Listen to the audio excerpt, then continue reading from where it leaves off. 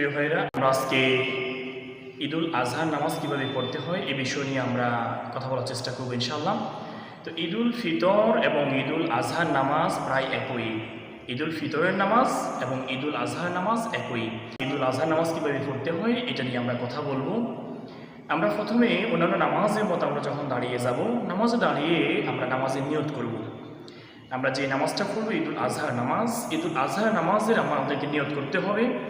এরপরে আমরা অন্যান্য নামাজের মতো এভাবে হাত উঠিয়ে এভাবে তাকবীর বলতে হবে, আল্লাহু আকবার বলে আমাদেরকে হাত বাঁধতে হবে। আমরা যেটা পড়ি সানা পড়ি, এই সানা পড়তে হবে।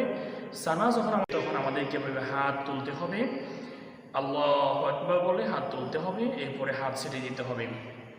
আবার দ্বিতীয়বার আল্লাহু আকবার বলে হাত তুলতে হবে এবং হাত ছেড়ে দিতে হবে।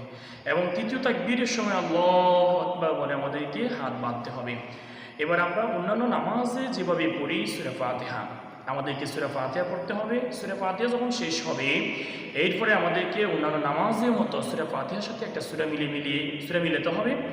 এরপরে যখন শেষ হবে যখন প্রথম রাকাত যখন শেষ হয়ে যাবে, এরপরে যখন আমরা দ্বিতীয় রাকাতে আসবো তখন আমাদেরকে আবার এভাবে সূরা ফাতিহা শেষ করে এবং সূরা ফাতিহার সাথে অন্য একটা সূরা যখন আমরা মেলাবো, তখন দ্বিতীয় রাকাত শেষ করে তখন আমাদেরকে আবার পুনরায় রুকুতে যাওয়ার আগ মুহূর্তে ঠিক রুকুতে যাওয়ার আগে মনে রাখতে হবে আমাদেরকে এভাবে আবার অতিরিক্ত 3টি তাকবীর আমাদেরকে দিতে হবে। এভাবে আল্লাহু আকবার বলে হাত ছেড়ে দিতে হবে, আবার আল্লাহু আকবার বলে হাত ছেড়ে দিতে হবে এবং তৃতীয় তাকবীরের সময় আমাদেরকে আবার আল্লাহু আকবার বলে হাত ছেড়ে দিতে হবে। এই 3টে তাকবীর যখন শেষ হয়ে যাবে, চতুর্থ তাকবীরের সময় আমাদেরকে রুকুতে যাইতে হবে আল্লাহু আকবার বলে।